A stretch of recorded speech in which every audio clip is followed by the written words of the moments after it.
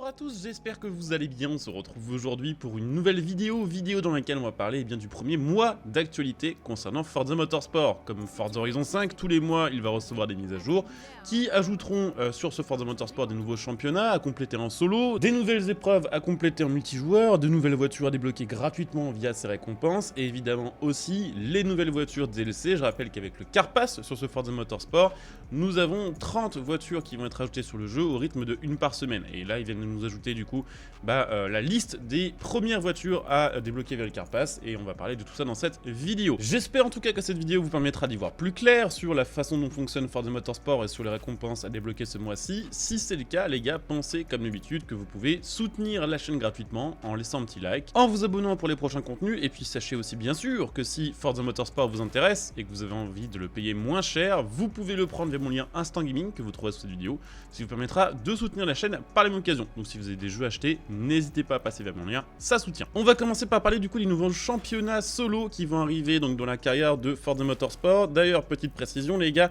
je sais qu'il y a des gens qui se plaignent qu'actuellement dans le championnat des constructeurs, on ne peut pas conduire de grosses voitures, qu'il y a quasiment que des routières, on va dire moyenne performance. Sachez que c'est normal, c'est que le premier volet de la carrière et d'autres volets vont arriver via les mises à jour. Là pour l'instant c'est juste le championnat des constructeurs, il y aura évidemment plus tard d'autres choses à faire sur le jeu en solo, pas de panique. En tout cas ce qui va nous intéresser nous, ça va être les championnats en vedette. Il y a deux catégories de championnats ici, il y a le Track Tour et il y a l'Open Series. Chaque mois en fait ces thèmes là vont changer, donc là dans le Track Tour il y a 4 championnats à compléter.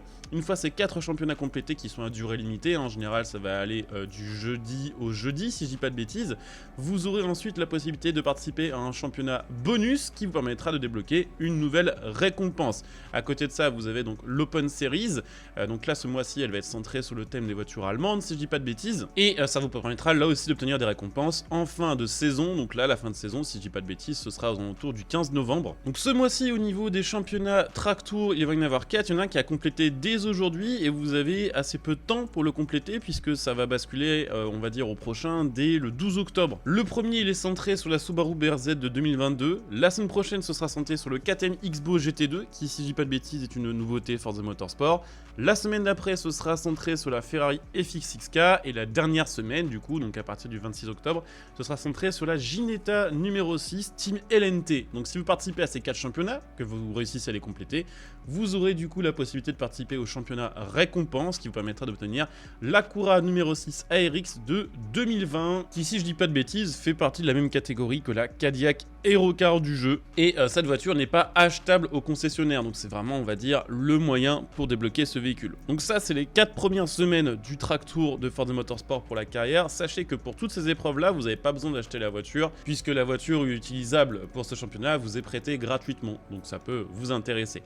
À côté de ça, pour le multijoueur, il y a le Spotlight Series. Les championnats Spotlight Series, c'est un peu le même délire au final, sauf que là, ça va se passer en multijoueur et qu'il n'y a pas vraiment de récompense à la fin du mois. Par contre, l'intérêt de la Spotlight Series, c'est que le temps où ces épreuves sont disponibles, donc en général une semaine, vous aurez une remise sur la voiture permettant de participer au Spotlight Series, qui vous permet du coup de compléter votre collection de voitures à un prix un peu plus faible. Mais du coup, la première semaine, là, ça va être centré sur le KTM X-Bow GT2, la semaine d'après sur la Porsche 911 GT3 RS de 2016, une routière, et la dernière semaine sur la Ginetta numéro 6 LNT, qui est la même justement qu'en carrière solo. Donc l'intérêt de ces championnats, c'est de rouler en multi avec absolument tous les mêmes voitures, et du coup d'avoir des petites réductions sur l'achat des voitures. Après j'avoue que je trouve que c'est un peu foutoir, j'ai un peu de mal à comprendre l'intérêt du Spotlight Series pour le moment, puisque j'ai pas l'impression qu'il y ait de récompenses uniques, mais bon, sachez que c'est ce qui vous attend sur ce mois-ci. Et évidemment, donc là, les 6 voitures du DLC du Car Pass qui sont déjà annoncées, donc là c'est les voitures qui sont déjà sorties et qui vont sortir jusqu'au 9 novembre 2023. 6 voitures, 5 voitures parmi elles sont des voitures de circuit, il n'y a qu'une seule routière qui sortira le 26 octobre 2023. Voici la liste, donc le 5 octobre 2023 nous avons déjà reçu la Volkswagen numéro 22 Experion, qui est une voiture de piste, une voiture de TCR, c'est basé sur une Golf GTI, ça fait un peu plus de 300 chevaux et c'est une traction, voilà, c'est une voiture plutôt cool à compléter. D'ailleurs sachez si je dis pas de bêtises que contrairement au Car Pass de Forza Horizon 5, sur ce jeu pour obtenir les nouvelles voitures du Car Pass, il faut quand même les acheter avec la monnaie in-game. contrairement à Forza Motorsport où, si je dis pas de bêtises, quand une nouvelle voiture est ajoutée sur le jeu, elle est ajoutée pour un exemplaire gratuitement dans votre inventaire. Cette semaine, à partir du 12, on va pouvoir débloquer sur le jeu via les DLC la Dodge numéro 9 American V8 Road Racing TIA Challenger, qui fait partie, si je dis pas de bêtises, du coup, de la catégorie Trans Am. Donc voilà, on verra un petit peu ce que ça va donner. Évidemment, on essaiera de les tester en vidéo. Je sais pas si je pourrais le faire pour toutes les voitures, vu que maintenant il faut 2 heures pour les améliorer. On verra. Le 19 octobre a débloqué du coup via le Car Pass la Nissan numéro 23 R391 Nismo, qui est, si je dis pas de bêtises, une voiture de LMP 900 qui est en V8 un petit peu. De toute façon, je pense que c'est basé sur la 390 si je dis pas de conneries. Ça fait plus de 600 chevaux, ça devrait être quand même assez fun à conduire. La semaine d'après, la seule routière annoncée pour l'instant le Car Pass, la BMW M2 compétition coupée de 2020. Alors il faut savoir que sur FH5, on a la M2 de 2023, la M2 coupée de 2016. La M2 compétition est une nouveauté Forza, on n'a jamais eu avant sur un Forza.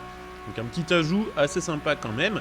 La semaine d'après, la Oreca numéro 38 DC Racing de chez Jackie Chan DC Racing. Et puis la dernière semaine, donc là le 9 novembre 2023, a débloqué via le Car Pass toujours la Ford numéro 15 Mustang Rush Racing, qui si je dis pas de bêtises est la Mustang IMSA qu'on avait déjà eu sur d'anciens Forza à confirmer. J'en suis pas 100% sûr, j'avoue qu'avec les différentes écuries, les différents numéros de voitures et les différentes spécifications, on peut plus facilement se paumer au niveau de la liste des voitures que lorsqu'on regarde une liste des voitures routières. Donc vous l'aurez compris, sur les 6 premières voitures DLC, 5 voitures de circuit, une seule routière. Pour ceux qui viennent de Forza Horizon, c'est vrai que ça peut peut-être un petit peu vous déranger, vous qui êtes peut-être plus habitués à la car list de Forza Horizon très centrée de toute façon, voire même uniquement centrée sur les voitures routières, mais sur la Forza Motorsport, c'est assez normal. C'est peut-être un peu moins équilibré que sur le Motorsport 7. C'est vrai que sur le Motorsport 7, il y avait beaucoup de voitures routières ajoutées. Après, il y avait beaucoup de merde aussi, hein, et beaucoup de SUV, beaucoup de buggy, beaucoup de trucs vraiment immondes à conduire sur circuit.